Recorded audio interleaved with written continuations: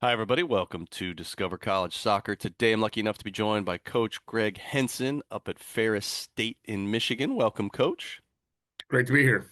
Yeah, thanks for coming on. I coached a D2 school in Indiana. We didn't play a lot of the Michigan schools, but as my wife's side of the family's from Michigan, but up that way, beautiful part of the country. Just a little bit dodgy with weather this time of year. You just don't know what you're going to get each day, right? Yeah, exactly. We've gone from winter to spring in about 3 days here in Western Michigan. So we'll take it when it's nice and enjoy it and celebrate it when we can. There you go. Well, I know, we're talking here, it's end of March. Um, where are you in terms of recruiting, like your recruiting class? I'm guessing as a Yeah. 26 is all done and dusted and you're on to 27's hardcore. Where are you at right now in your recruiting?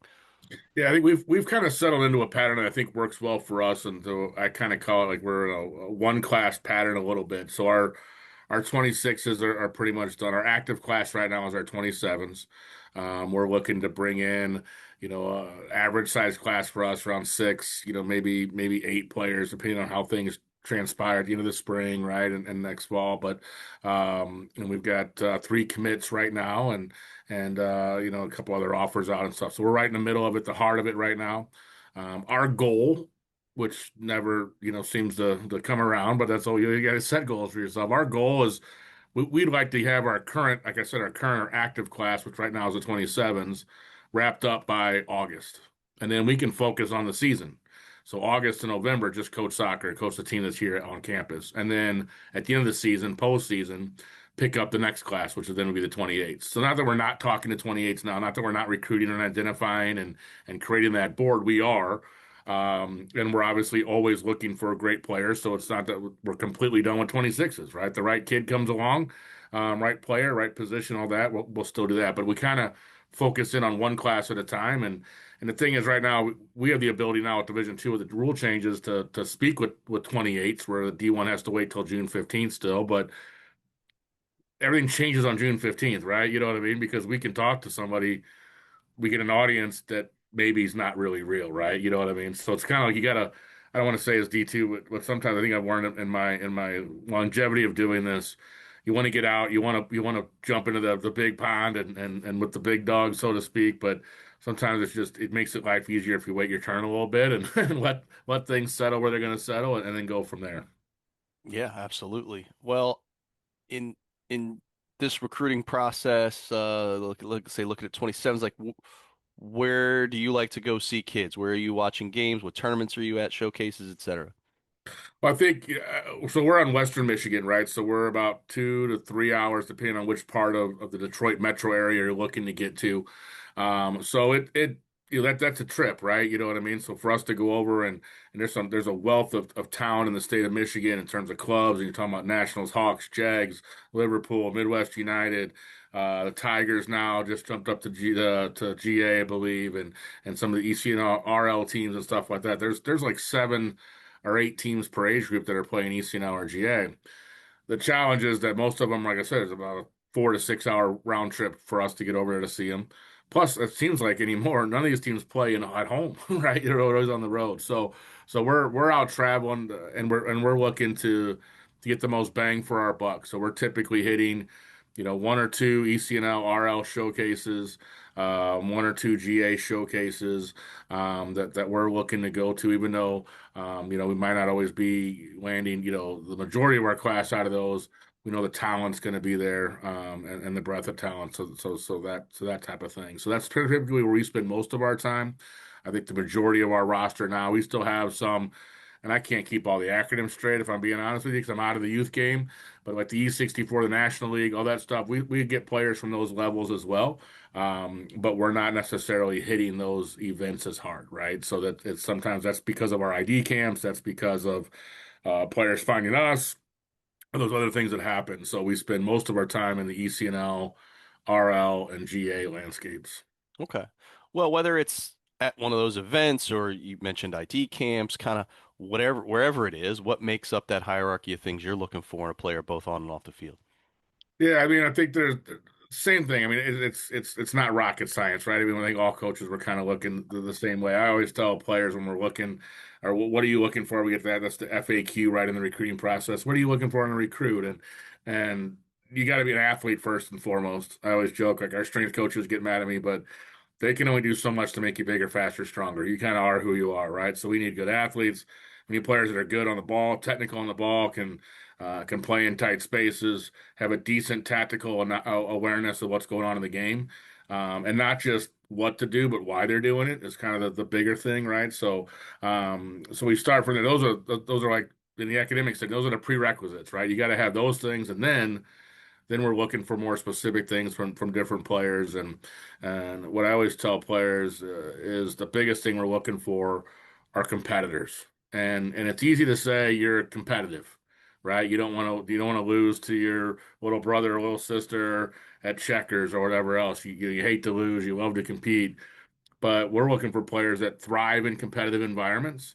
We're going to carry a roster of 30 plus typically every year here at Ferris. All the players, like I said, on our team are coming out of those big platforms, are coming off of good teams. Are not used to not being in starting lineups, right? I think we were talking going through our roster one year, and when you get to high school soccer, that's a whole other animal. We can talk about that, but most of our players are all playing center mid in high school because they're the best players in high school teams, right? So everybody's good. The competition's there. Everybody's an athlete, and so can you compete and thrive in a competitive environment where you're now competing to get on the field, not just competing to win the game? And what are you going to do when the next year, the next class comes in, and it's going to be even better? And so if we're doing our jobs as coaches, the senior class should be the least talented class. They have the experience that pushes them ahead, but every class behind you should be getting better and better. And what I tell players in the recruiting process is for us here at Ferris, it's an open competition. Best players play. Who are our best 10 soccer players, and how do we get you on the field together? And I remind them, you're going to love that coming in as a freshman because you have an opportunity, a pathway straight to the field. But every class after you is going to be told the same thing. So when you're a senior, there's some young punk freshman coming in thinking she's taking your job. So can you compete? Are you willing to compete? And are you happy that we're bringing great players in? Or are you mad because now you're worried about your playing time type of thing? So Yeah, yeah. Well, you mentioned high school recruiting. I mean, you look at your roster, and it not surprisingly, I mean, it's heavy Michigan, right? So are you getting out to a lot of the high school games in Michigan?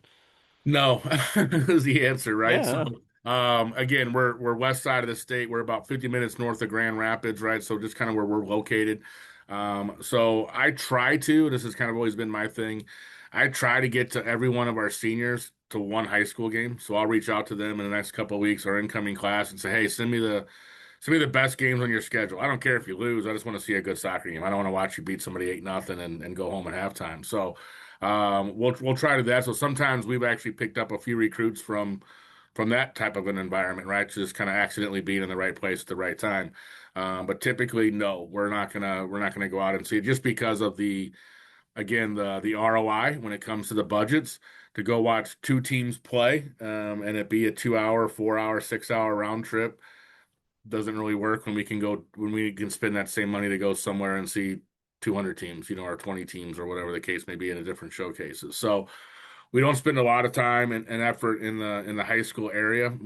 Our spring season's going on as well. So again, it's kind of where right now we spend more time with our current players in the developmental process there. However, I will say that I'm originally from St. Louis, and St. Louis has a great tradition of great high school soccer and great soccer in general. I'll plug the hometown, right? The STL, but coming from that environment, I do think high school does have a place in the process for players, and I don't think it has to be state club year round or whatever the case is. I always tell players, and they ask me, I've had players that are coming in and ask me, should I stay with my club? Should I play high school? What should I do? And I tell them it's up to you, but you only get one go around at this, and there's some things you can get out of it. So there's nothing, in my opinion, wrong with it. You might not play on the best team. But now you're going to be in a different role. And so some of the players that we recruit out of the EC and out of the GA, I think high school is a good environment for them because they're going from being a role player on those really good club teams to now they're being the star. And now they everybody looking at me. And I use a basketball analogy for this in terms of instead of being the person inbounding the ball, now you're the person taking the last shot for the game winning shot. Whereas, on your club team, you hope to be in the starting five, right? Type of situation. So it provides different opportunities for growth and things of that nature. Yeah. Okay. Well, in especially Division II, we're seeing a lot more of this in terms of what I would call the non-traditional recruiting routes, whether that be the transfer portal, internationals, junior college folks. Does that come into play at all for your recruiting? Yeah, we're pretty, I want to say, particular though when we get into those areas. So we're 100% domestic in terms of the roster right now. You mentioned earlier we're heavy Michigan. We're kind of we like to be about a third out of state if we can, right? So we like to just bring in a little bit of a different flavor and things of that nature. So if we can get there, we don't want to be 100% straight Michigan. Um, but we haven't done a lot in the international route. Transfers, we've done very well with some of the transfers that we've brought in here, but we're not heavy in the portal. So it's got to be right fit, right player, right time, all that kind of stuff for us. So we're not just going out and grabbing transfers every chance we get. The last couple of years, we really haven't done much in the transfer portal. This winter, we didn't bring anybody in. We will look and see who's available in May, and we'll do our due diligence to go through that process. But that hasn't been something that's been big for us so far. We haven't felt too much of the pain of losing players in the portal either. So I guess you can look at that as good or bad, right? You know what I mean? So, but we've lost a few players here and there, but nothing that unfortunately sometimes there is such a thing as addition by subtraction, right? So sometimes it's been good overall. So we're still heavy 4 year is what we're looking to do and kind of stay in that traditional kind of mold a little bit. But we're always looking to improve and to get better. And I think that's the thing for us. Like this in May when I was talking about the portal windows, D2 is open year round, but Division 1 kind of reads the show, right? So the Division 1 portal window opens up on May 1st, I believe, and we'll take a look and see what's available. But we're just looking to improve ourselves. So we're not going to bring a transfer in to sit on the bench. That's our goal anyway. We have had that situation happen, but if we're going to bring in a transfer, especially an older player, an experienced player, we got to believe that they're going to come in and play straight away for us. Otherwise, we're not going to bring that in because most likely they're transferring for a reason, and a lot of times those have to do with playing time type of situations more than anything else. So, Sure, sure. Okay. Well, let's talk a little bit more about the schools. But I'm sure there's folks out there, not familiar with Ferris State. So you've been there a few years now. What are some of the things you like about the school? Some awesome things, maybe some stuff we wouldn't even know by going through the website. yeah, so I mean, Ferris State University, we're in Big Rapids, Michigan. I mentioned it. We're 50 minutes about north of Grand Rapids. So over on the West Michigan side of Michigan, beautiful area, great town, great community. We're in a small college town that's very supportive of the university and even more so of our athletic programs here. Ferris is a very strong successful athletic program, right? Highlighted by our football team that's won 4 out of the last 5 national championships. Basketball won a national title a few years back. Volleyball program's consistently good. For us, we've been a little bit of a 3 year drought of our own success, but 22 we were in the Final Four, 21, 20 winning conference championships. So we got a little. We're trying to get back to where we want to be on the athletic side of it there. As a school, we're a medium-sized school, about 10,000 students on campus. I think the nice thing for us is we got 180 different degree programs here on campus. So pretty much if you want to do something, we got a route for you. We're very strong in the health professions. We have the Michigan College of Optometry on campus, the only one in the state. Our College of Pharmacy is very well known, and a number of other really great programs.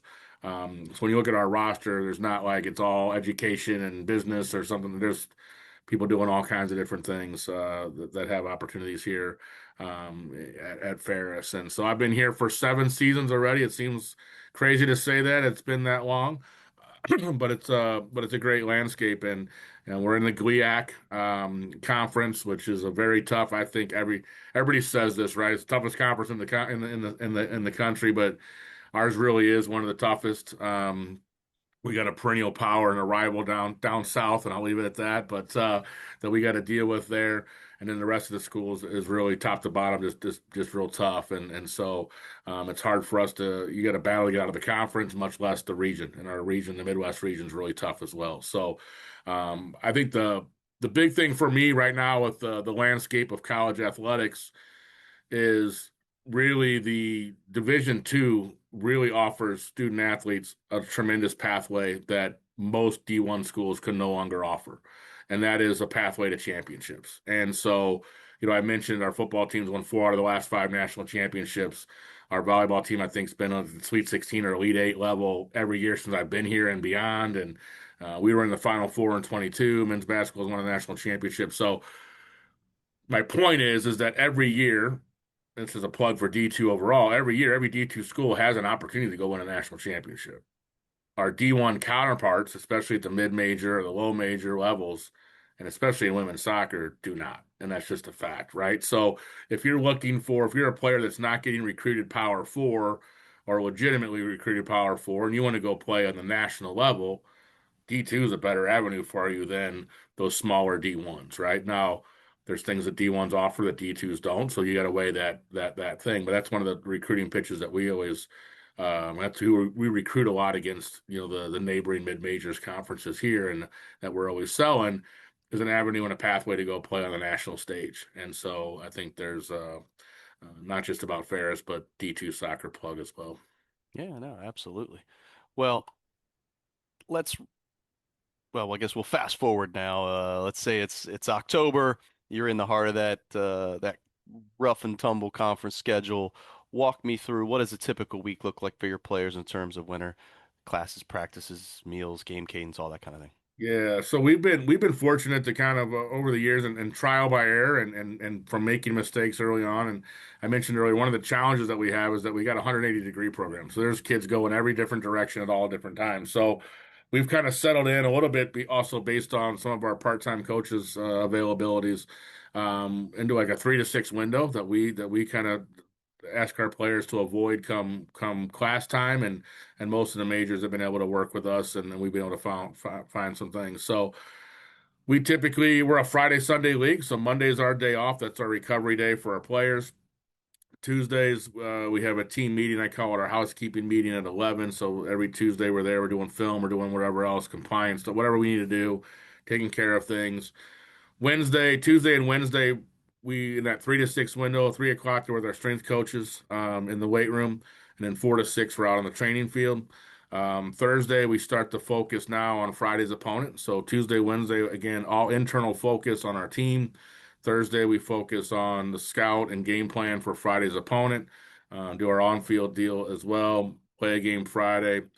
Saturday, a meeting again to kind of review Friday's match, and then game plan scout for Sunday's opponent. So we try to live out that cliche of one game at a time, and we don't want to spend 3 days prepping for Friday and one day prepping for Sunday.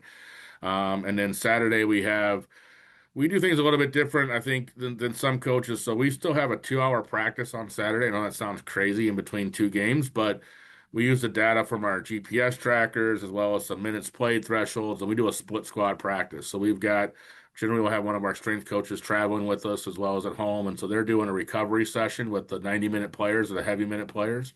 And we're doing a training session with the other group at the same time. And then we bring everybody together the second hour of practice, and that's the on-field scout. So even though it's 2 hours in length, it's not crazy. We're not crazy, right? You know what I mean? So I think sometimes our opponents think I'm nuts when I'm asking for a 2-hour block on a Saturday in between games on the road, but it works out for us. And then Sunday's game day, and then Monday we do it all over again, right? And so we're fortunate with staffing and the structure that we have here and the support of our administration. So, our athletic trainers traveling with us, our strength coach was traveling with us. So we're getting, hotels with conference rooms and doing team meetings and study hall and film sessions, recovery sessions, athletic training, rehab sessions, all of that. So everything I kind of mentioned, we're a traveling circus, I joke, right? So we do everything that we do at home, we do on the road, and we try to create that kind of consistency environment for our players. All right, that sounds great.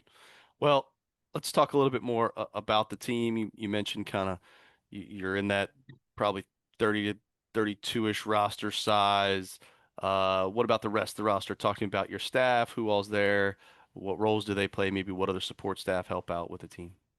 Yeah, so it's myself, and then we have one full-time assistant. Taylor's been with me the whole entire time, all 7 years that I've been here. So she's definitely my right hand, and takes on many hats, whether that be director of ops, equipment manager, goalkeeping coach, travel coordinator, whatever the case is. But the majority of the time, it's she's filling the gaps for us and does a great job. So she primarily coaches on the field with the goalkeepers, and I deal with all the field players.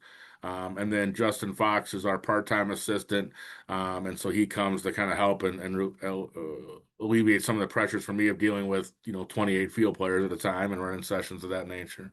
And then we always have one or two student assistants, recent alums, those type of things. So we had another assistant that was part-time, that former player of ours, that but she's relocating back to the Detroit side. So we lost her. We got a couple grads from this past fall that are going on to optometry school, or so they're gonna jump in. So we've always got some players hanging around the program a little bit, if you will, that are able to jump in and help out a little bit there. So that's kind of the coaching staff. So it's really three of us, and then but sometimes it looks, if you come to a game, it looks like five, but it's just a variation of what their involvement is.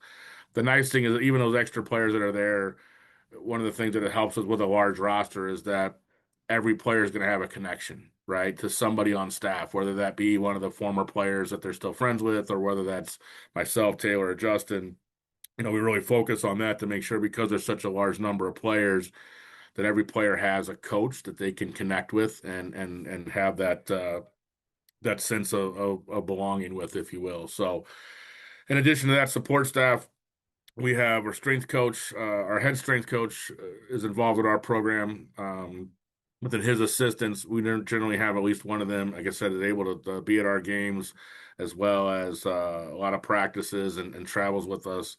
Athletic trainer dedicated to us for her primary sport, so she's with us all fall, all spring, travels with us everywhere we go. So having that availability is huge. And then through our sports medicine program, nutritionists, mental health aspects, all those type of things are available. Chiropractors on campus when, if needed, if that's the route you want to go, and sports docs and everything else. So it's our athletes are very well cared for sure. And I think a lot of times, to the extent that they don't even recognize the strength and the breadth of the net that they have around them, right? Does that make sense? Until they actually need it. So it's a great environment for those student athletes here. Yeah, really sounds like it. Well, what about you? Talk to us about your coaching style and the style of play you look to play there. Yeah, I mean, I think you get in the recruiting process, right? It's the FAQ, right? Every recruit asks you, "What's your coaching style? What's the style of play?" And so I always try to answer this question very honestly, and it's a two-part answer, right? So ideally, we want to build, we want to keep the ball, we want to maintain possession, we want to play through the lines, and create lots of goal scoring opportunities. We typically like to press, right? Get after teams. Can we turn you over as close to your goal as possible? Those are things that ideally we want to do. And then the second part of the answer is the reality, right? So the reality is we're going to do whatever we need to do to win the match. What does it take for this team to win? What are the characteristics of this particular roster? Because again, although we're able to get out and recruit and bring the players in that we want to bring in, we're also not getting the first crack at the best players in the country that are available to us, right? So our athletes that come in are if you look at the baseball's old school kind of five-tool player, well, we're getting three-tool players. So what do we have to adjust to? So what's the best style system for this particular roster? That's how we're going to play.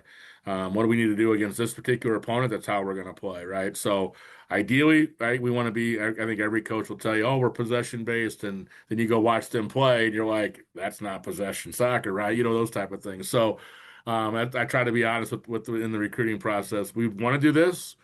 But if we need to sit in and defend and counter, we're going to do that. If we got to play direct, we're going to do that.